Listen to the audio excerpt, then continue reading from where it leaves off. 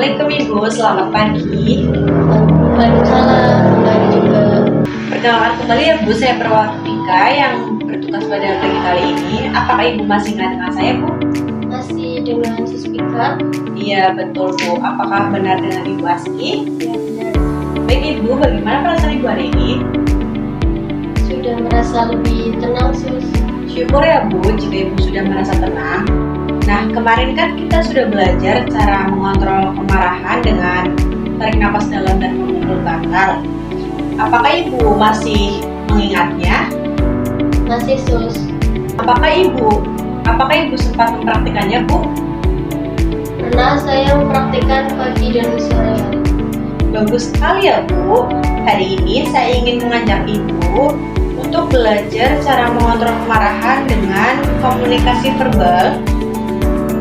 Apakah Ibu bersedia? Sedih Sus. Baik, nanti kita berbincang-bincang di ruangan ini saja ya, Bu. Ya benar. Topik yang kita bahas hari ini adalah cara menolak, meminta, dan mengungkapkan perasaan dengan baik agar kemarahan tidak berujung pada perilaku kekerasan ya Bu. Baik Sus. Sebelum saya mulai, saya ingin bertanya, saya ingin mengevaluasi kegiatan yang sudah kita lakukan kemarin Bu. Apakah Ibu masih melakukan tarik nafas dalam Bu? Ya saya lakukan pagi dan sore hari. Bagus ya Bu, pertahankan ya Bu.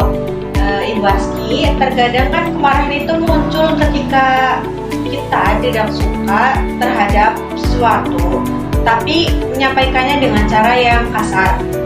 Nah, salah satu caranya itu dengan belajar menolak dengan baik. Misalnya ada teman yang ingin mengajak Ibu melakukan sesuatu yang tidak Ibu inginkan, biasanya Ibu itu menjawab bagaimana Bu? Saya langsung bilang tidak mau dengan anak ini.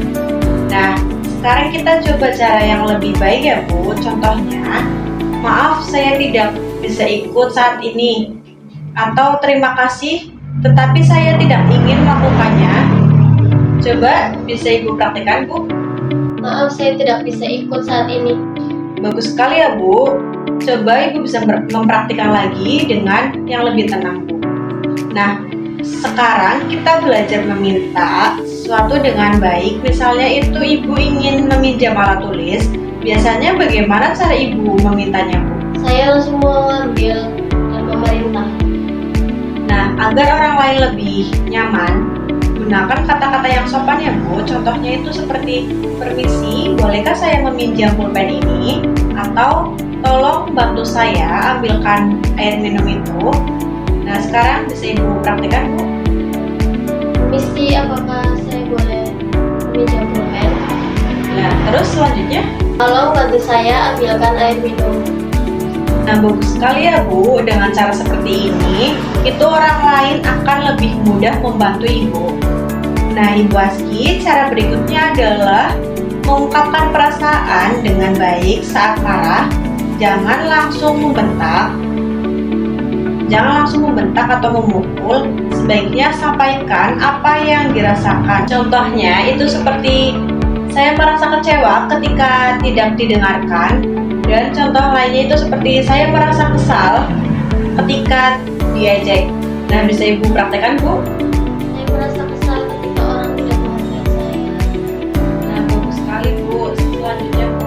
Saya merasa sedih ketika keluarga tidak menghargai saya. Baik Ibu, bagus sekali ya Bu. Bagaimana perasaan Ibu setelah mengungkapkannya dengan kata-kata Bu? Lebih lega. Alhamdulillah ya Bu. Mengungkapkan perasaan dengan baik dapat mengurangi kemarahan dan mencegah perilaku kekerasan. Sekarang kita lakukan simulasi ya Bu.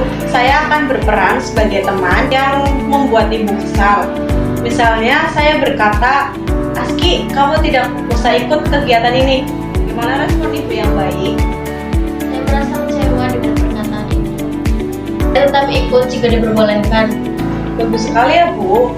Sekarang saya akan berkata, pinjamkan barangmu sekarang.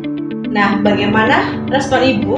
Bagus sekali ya Bu. Sekarang Ibu ingin meminta bantuan kepada saya ya Bu. Permisi Bu Vika, apakah boleh saya meminta bantuan? Tentu boleh, Bu. Selanjutnya. Tolong saya ambilkan buku. Nah, bagus sekali Bu Aski.